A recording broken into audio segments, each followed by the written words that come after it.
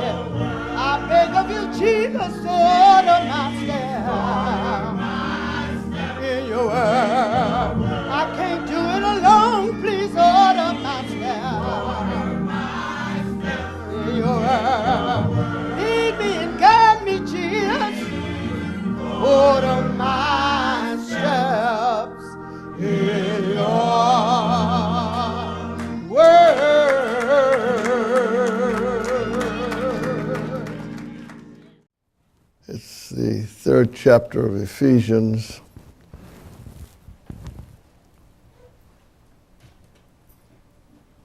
This is why I, Paul,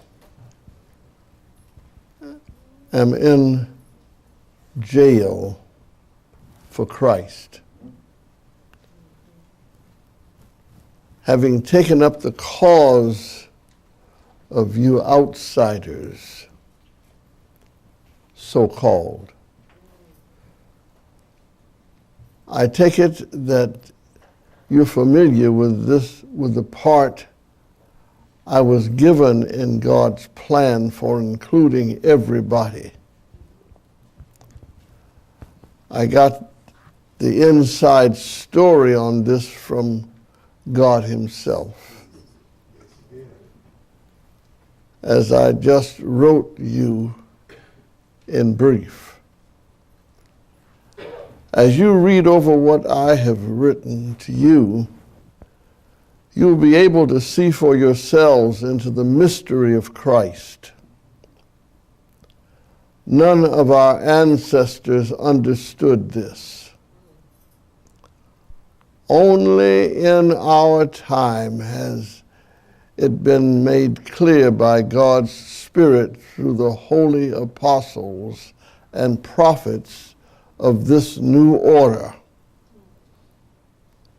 The mystery is that people who have never heard of God and those who have heard of Him all their lives, what I've been calling outsiders and insiders, stand on the same ground before God. They get the same offer, same help, same promises in Christ Jesus. The message is accessible and welcoming to everyone across the board. This is my life work, helping people to understand and respond to this message. It came as a sheer gift to me, a real surprise. God handling all the details.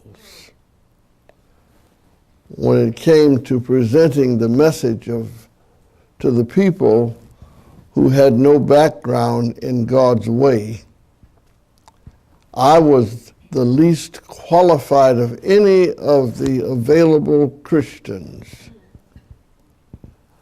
God saw to it that I was equipped,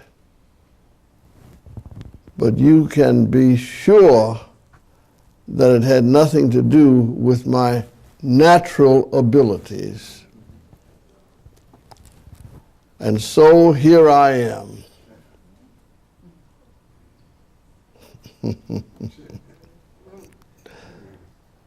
Preaching and writing about things that are way over my head. The inexhaustible riches and generosity of Christ. My task is to bring out in the open and make plain what God, who created all this in the first place, has been doing in secret and behind the scenes all along. Through followers of Jesus like yourselves, gathered in churches, this extraordinary plan of God is becoming known and talked about even among the angels. All this is proceeding along lines planned all along by God, then executed in Christ Jesus. When we trust in Him, we are free to say whatever needs to be said, bold to go wherever we need to go. So don't let my present trouble on your behalf get you down. Be proud. Yes, sir. Don't let your present trouble on my behalf get you down. Be proud.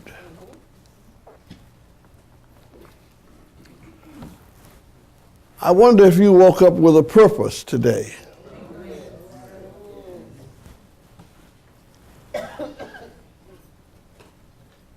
If you did, perhaps as we go along through the text, you will gather an understanding of the meaning of Paul's words. God has tendered some experiences in my life so I could be kind and tender with you.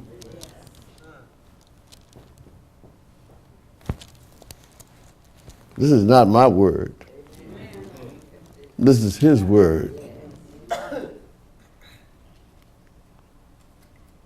That's what the administration of God's grace is. God forgives us, me, you, who are in His work, His power. God gives to us the kind of showering of mercy and blessings so that we might bless somebody else.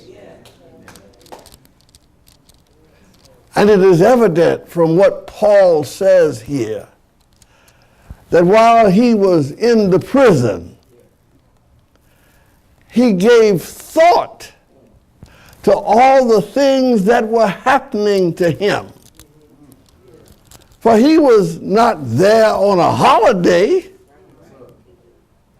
enjoying everything. He was in jail, a prisoner, on a prisoner's fare, being treated as a prisoner.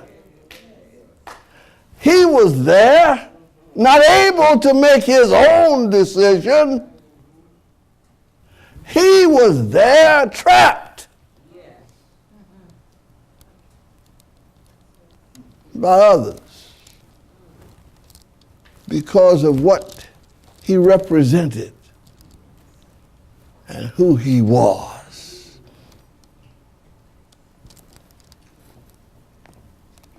Surely you have heard about the administration of God's grace that was given to you. That is the mystery made known to me by revelation, as I have already written briefly. In reading this, you will be able to understand my insight into the mystery of Christ, which was not made known to all people. In reading this, you will be able to understand my insight in the mystery of Christ. What was his insight about this mystery of Christ that made him content, not comfortable, but made him content being in jail, living a prisoner's fare, having the stripes that come? What made him content where this was concerned? Well,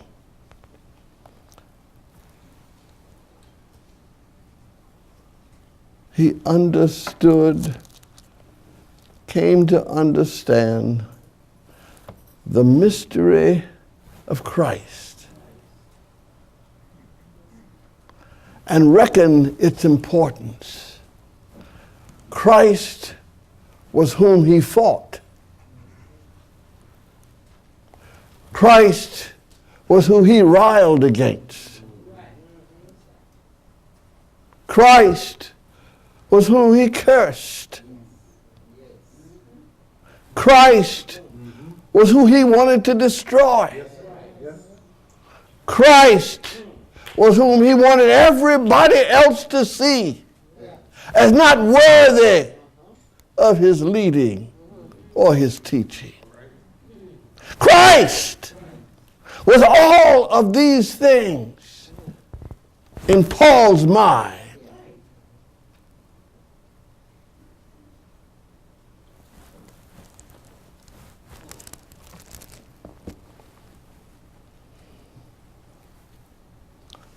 And the people who were administering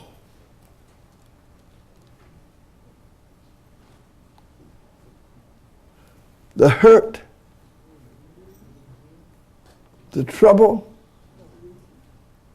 the loneliness that was the experience of Paul, did not understand that they were the means by which God was bringing to an understanding of purpose the Paul, Saul, who became Paul, and an apostle of the gospel, not named with the 12.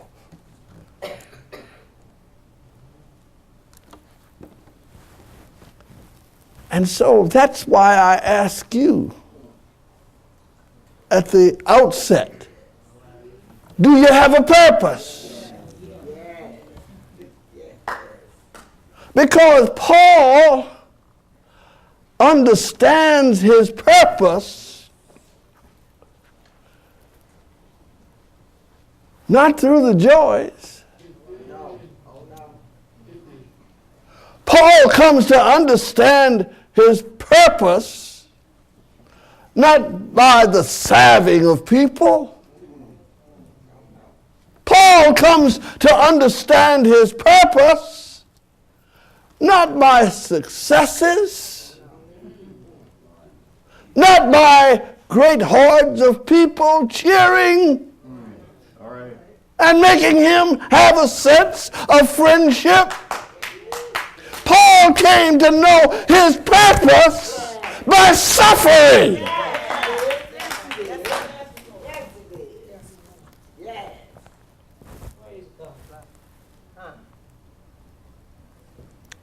And so, when you examine your life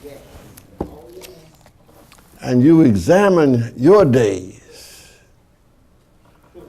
do you come to understand the administration of Jesus Christ as it relates to your life? What is God doing in your life to bring you about or to the recognition of why you are alive? You think you're just here to eat steak and buy new cars, live in plush areas, and then when you get there, oh, I'm living. Is that your purpose here in this world as it relates to your relationship to Christ? Or is there something else that you have not yet come to understand and accept? And I'm here to tell you today, you need to examine your reasoning.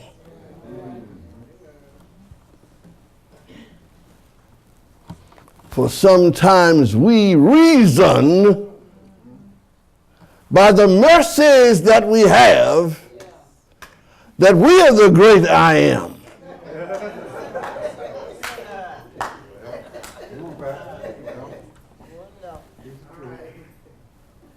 And in so doing, we believe everybody ought to praise us. That our road should be cleared of any obstacles whatsoever.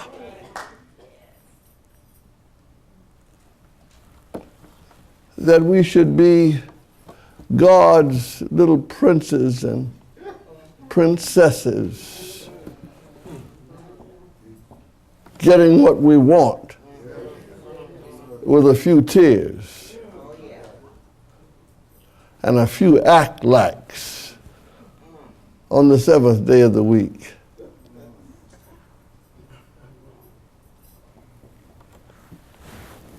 That is not our purpose. That's not God's purpose for us. So, I became a servant of this gospel by the gift of God's grace. Anybody here understand that? Yes, sir. I want to read it again and have you ponder it again. I became a servant of this gospel by the gift of God's grace given me through the working of His power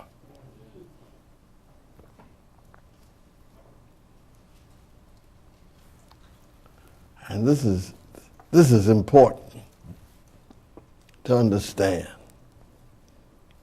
Although I am less than the least of all the Lord's people, this grace was given to me. Let me put it another way. Although I'm not worthy of anything,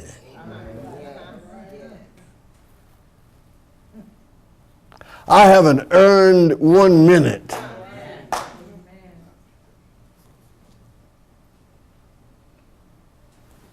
Although I am a nothing,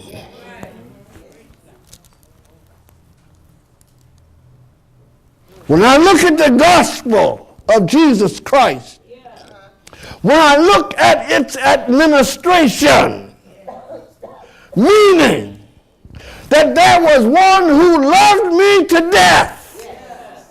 I want to say it again. He loved me to death.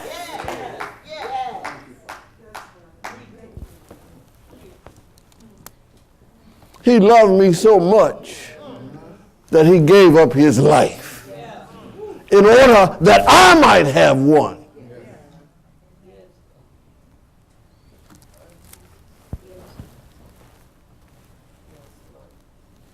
And when he did, he didn't have any charges, didn't have any fees.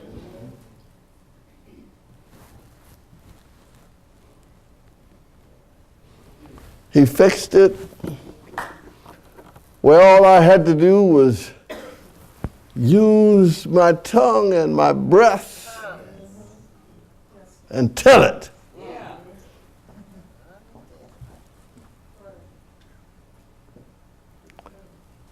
And if there is any place where we are lacking,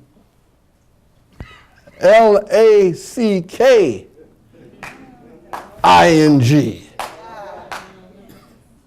any place where we're short, where we're minus, where we do not live up in measurement, it is the fact that we do not understand that our purpose is to tell it. Wherever we go. And be willing to suffer for the telling. And that's what Paul was doing. He was suffering for the telling of what Jesus had done for him. Do you get me?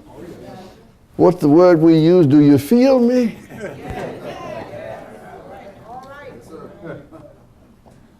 Are you in touch?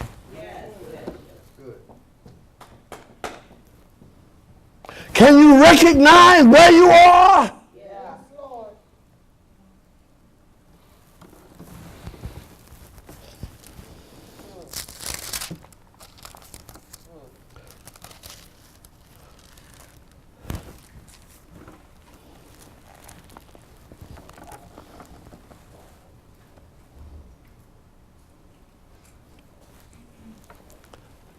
We are no different than Paul. Listen to this line. I became a servant of this gospel by the gift of God's grace given to me through the working of his power.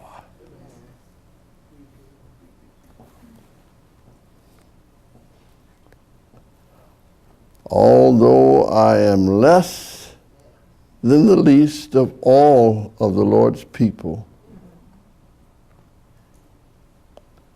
this grace was given to me to preach to the Gentiles. God has given you mercy so that you would be able to show someone else his mercy.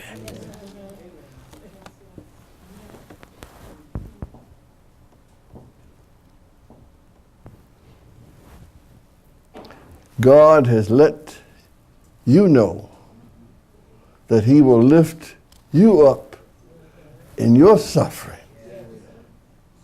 so that you could lift someone else up out of their sin so that they will know his mercy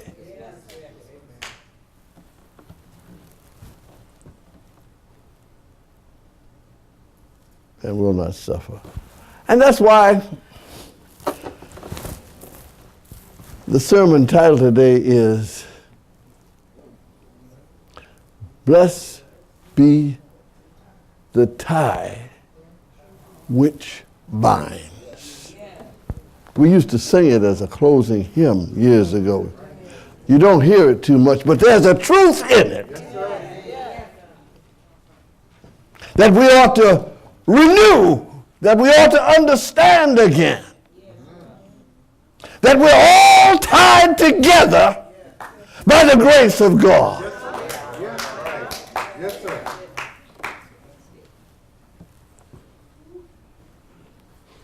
I stand here today because of his grace. Not that Charles has been so good or so clean or so wonderful, but God's grace, God's mercy, God's loving me even in my squalor.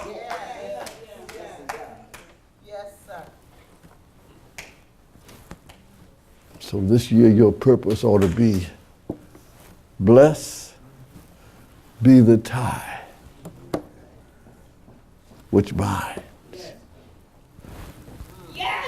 And we bless it by our relationship with each other. You ought to be able to sit by anybody in here. You ought to be able to talk to anybody in here.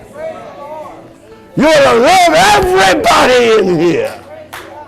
Blessed be the tie, the tie, the tie, the tie, the mercy, the love.